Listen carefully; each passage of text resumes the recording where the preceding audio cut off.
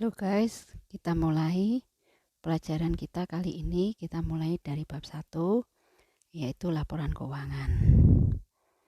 Nah, kita mulai dengan pengertian dan tujuan laporan keuangan. Apa sih pengertian laporan keuangan? Laporan keuangan merupakan produk akhir dari serangkaian proses pencatatan dan pengiktisaran data transaksi bisnis. Produk akhir. Nah, kalian melihat ini adalah proses serangkaian proses pengikhtiaran data transaksi. Produk akhirnya laporan keuangan. Nah, apa sih tujuan dibuatnya laporan keuangan itu? Laporan keuangan itu dibuat untuk memberikan informasi yang berguna bagi investor dan kreditor dalam pengambilan keputusan. Sampai di sini saya kira mudah ya untuk dipahami.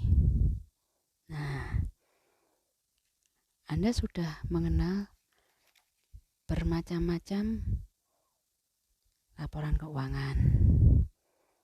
Ada neraca, ada rugi laba, laporan ekuitas, laporan arus kas. Satu lagi yang kita pelajari di mata kuliah satunya, yaitu laporan konsolidasi. Nah, kita mulai dengan neraca.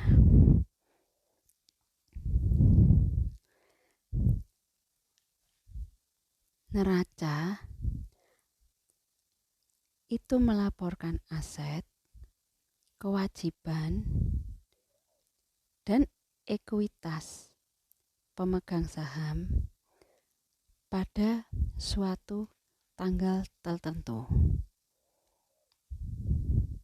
Nah, neraca juga dapat dijadikan sebagai dasar evaluasi tingkat likuiditas, struktur modal, dan efisiensi perusahaan, serta dapat dipakai untuk menghitung tingkat pengembalian aset atas laba bersih. Nah, kita lihat sebagai contohnya di sini, hubungan antara aset lancar dan kewajiban lancar dapat digunakan untuk mengevaluasi tingkat likuiditas perusahaan.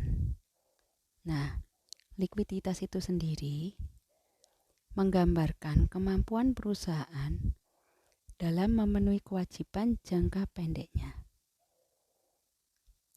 Indikator yang paling sering digunakan untuk mengukur likuiditas perusahaan adalah current ratio yang dihitung dengan cara membagi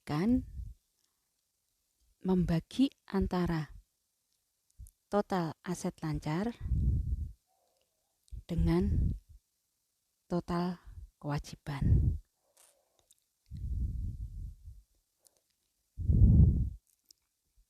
Nah, evaluasi yang tepat atas tingkat likuiditas perusahaan meliputi perbandingan antara besarnya current ratio perusahaan yang sedang berjalan dengan current ratio periode sebelumnya, dan juga membandingkan antara current ratio perusahaan dengan current ratio perusahaan lain yang berada dalam industri yang sama. Nah, current ratio minimum seringkali digunakan untuk kontrak perjanjian utang.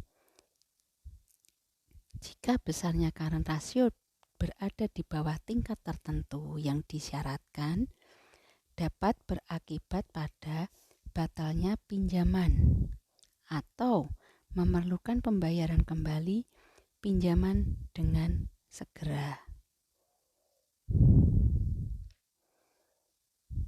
Dengan adanya batasan dalam current ratio minimum, seringkali membuat debitur untuk selalu berusaha mempertahankan tingkat likuiditasnya. Ini dilakukan tidak lain adalah untuk memberikan kepastian pinjaman kepada kreditur bahwa pinjaman tersebut akan dibayarkan kembali atau dilunasi pada saat jatuh tempo.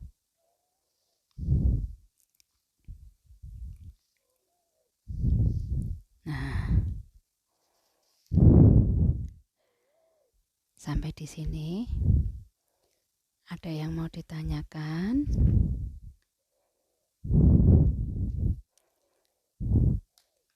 Kalau ada yang mau ditanyakan, silahkan untuk menuliskan komen di bawah ya. Nah, terus saya lanjutkan. Di neraca ini juga kita juga bisa melihat tingkat likuiditas perusahaan dengan menggunakan alat ukur yang lain, atau biasa orang disebut quick ratio. Nah, quick ratio ini dihitung dengan cara membagi antara quick asset yang berupa kas, sekuritas, investasi, dan piutang bersih dengan total kewajiban lancar. Rasio ini menunjukkan kemampuan perusahaan dalam melunasi kewajiban jangka pendeknya dengan menggunakan aset yang dapat dikonversi menjadi kas dalam jangka waktu yang cepat. Kreditur dari bank ataupun supplier biasanya akan memberikan pinjaman atau kredit kepada perusahaan yang memiliki current ratio dan quick ratio yang tinggi. Di sisi lain, mempertahankan current ratio tinggi secara berkelanjutan akan berdampak pada penggunaan sumber daya perusahaan yang tidak efisien.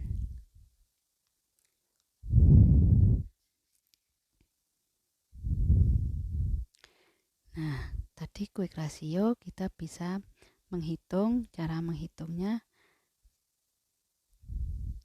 dengan membagi antara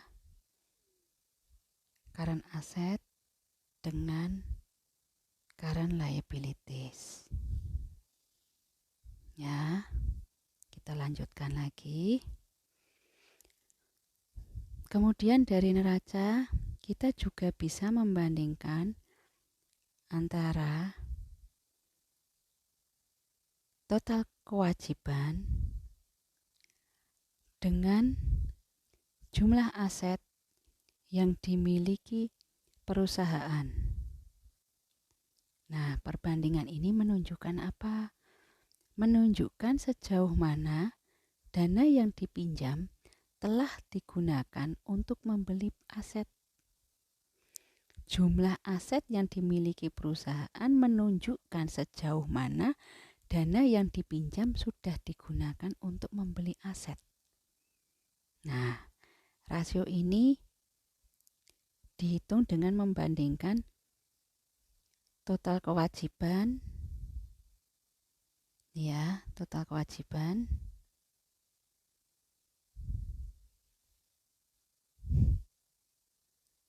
dengan total aset. Nah, biasa disebut dengan debt ratio.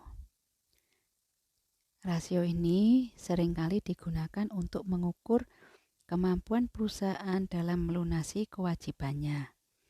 Semakin tinggi debt ratio, maka semakin besar pula kemungkinan perusahaan untuk tidak dapat melunasi kewajibannya. Nah, sampai di sini kira-kira cukup jelas ya. Nah, sekarang saya lanjutkan dengan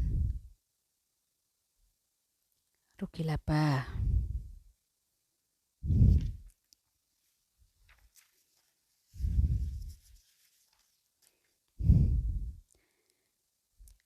Rugi laba di sini Anda yang sudah tahu isinya sales dan beban, pendapatan dan beban. Nah, kalau ditanya rugi laba, laporan rugi laba itu apa?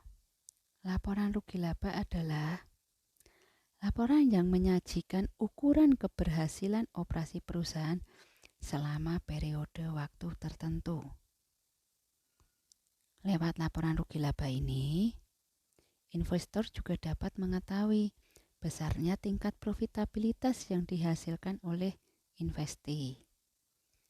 Lewat laporan rugi laba ini, kreditur juga dapat mempertimbangkan kalayak kredit debitornya. Terus, lewat laporan rugi laba ini juga digunakan untuk menetapkan besarnya pajak yang akan disetorkan ke kas negara nanti. Karena penetapan jumlah pajak yang disetorkan ke kas negara itu akan dihitung berdasarkan jumlah laba bersih yang ditunjukkan lewat laporan rugi laba. Nah, sedangkan ukuran laba sendiri menggambarkan kinerja manajemen dalam menghasilkan profit untuk membayar bunga kreditur, dividen para investor, dan pajak dari pemerintah.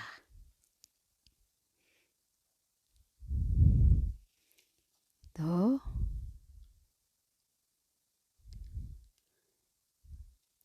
Nah, kemudian kita lanjutkan ya. Ada yang mau bertanya dulu? Kalau ada yang bertanya silahkan tulis komen langsung ya di bawah.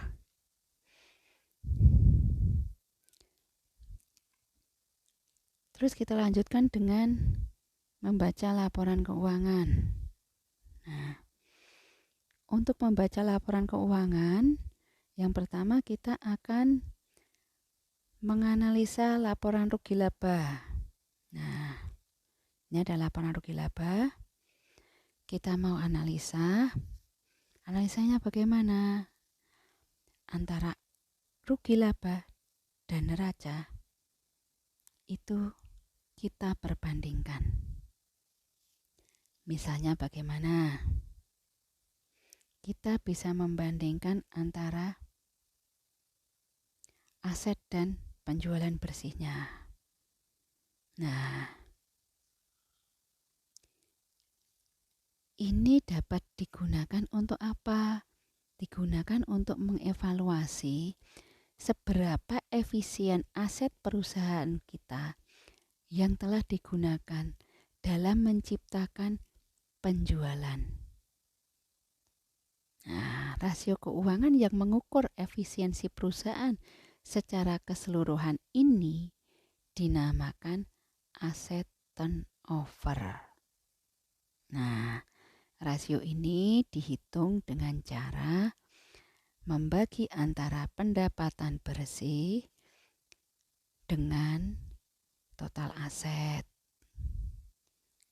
Jika perusahaan memiliki aset turnover misalnya sebesar 2, berarti setiap 1 rupiah dari aset mampu menghasilkan 2 rupiah pendapatan.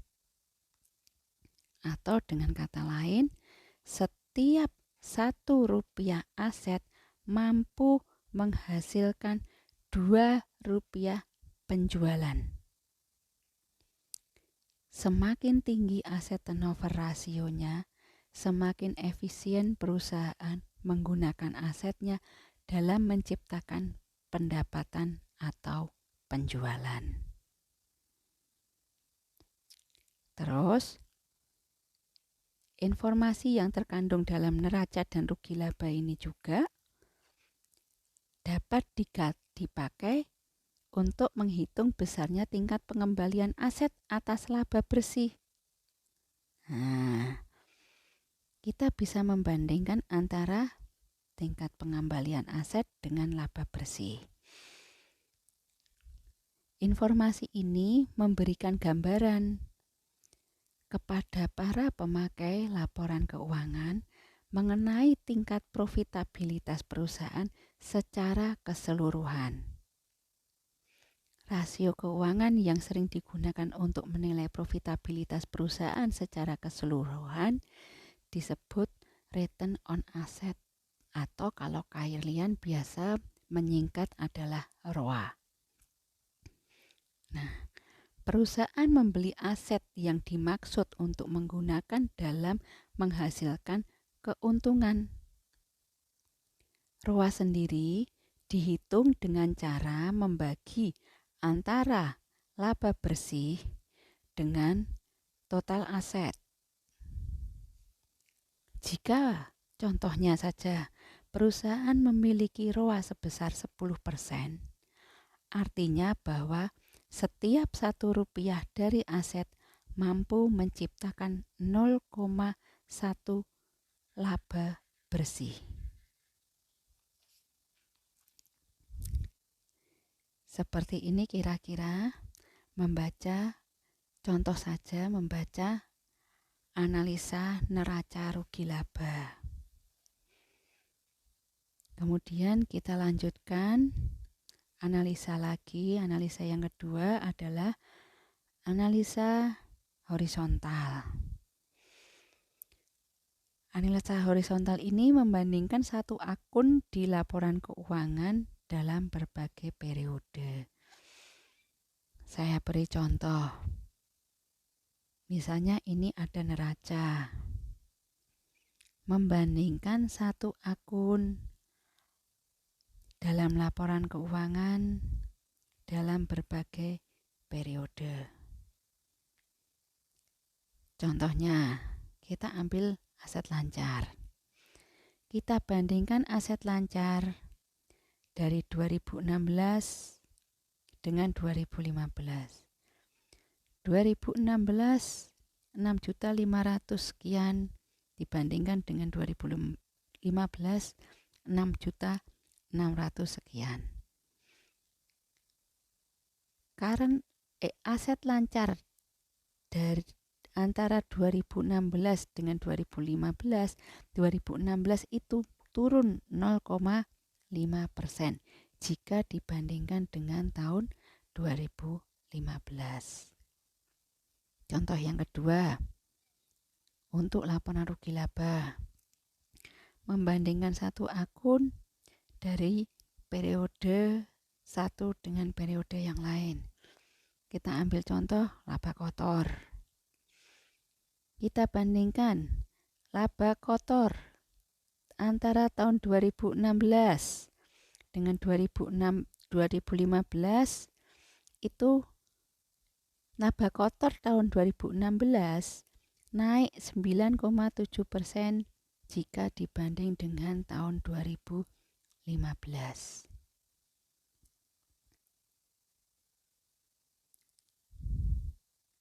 Bisa dipahami? Saya ulang ya, sekali lagi. Saya ulang supaya lebih paham. Analisa horizontal membandingkan satu akun dengan berbagai periode. Contoh, aset lancar.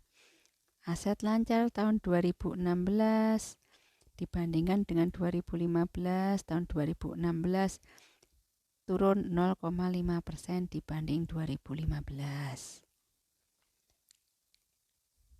Laporan rugi laba. Kita ambil contoh.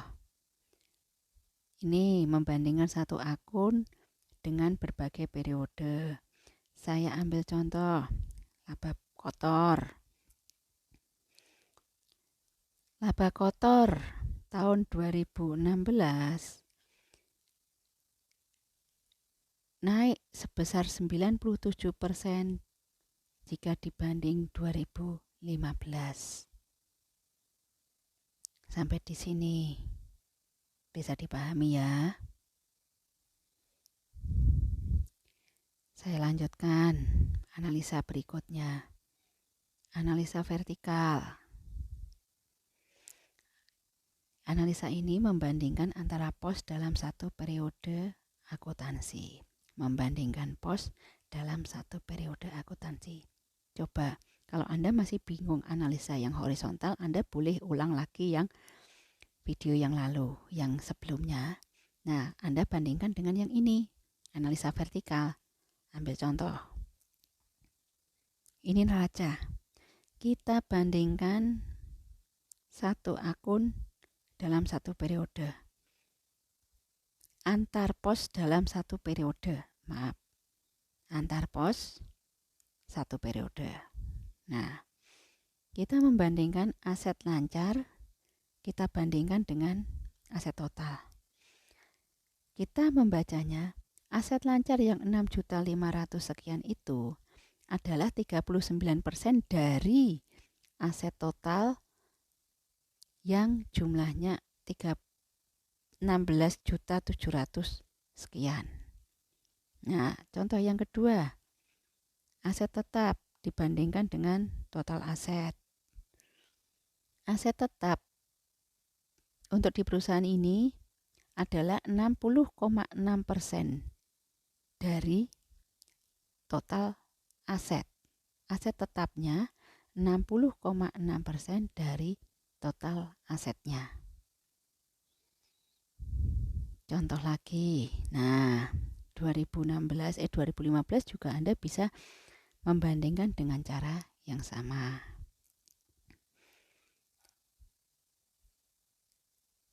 Contoh lagi untuk di rugi laba. Membandingkan antar akun pada satu periode. Kita bandingkan antar akun satu periode.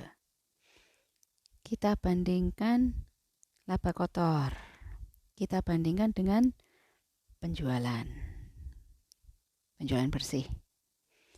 Laba kotor kita 51,08% dibandingkan penjualan bersih kita. Nah, laba bersih kita 15% jika dibanding dengan penjualan kita.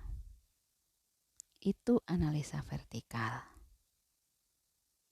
Jelas ya? Tolong dibedakan antara analisa horizontal dan analisa vertikal. Jangan terbalik. Ya, kita lanjutkan analisa berikutnya. Analisa tren. Analisa tren sendiri untuk mengetahui tendensi keadaan keuangan dan kinerja, apakah menunjukkan kenaikan atau penurunan. Ini saya contohkan di sini hanya contoh satu saja, sales. Sales kita trennya seperti apa sih? Trennya naik. Yang awalnya itu sales kita itu hanya 5.200.000 naik ke atas tuh. Sampai kira-kira sekitar berapa tuh? Naik terus salesnya. Dari Januari sampai Desember, salesnya naik. Ini tidak hanya sales yang dibikin analisa tren, bisa juga untuk biaya-biaya lain. Bisa juga laba kotor, bisa laba bersih. Anda bisa cari dengan menggunakan analisa trennya. Mungkin itu saja yang saya sampaikan pada pertemuan kali ini. Jika tidak jelas silakan bertanya. Kita ketemu lagi di pertemuan yang akan datang. Terima kasih.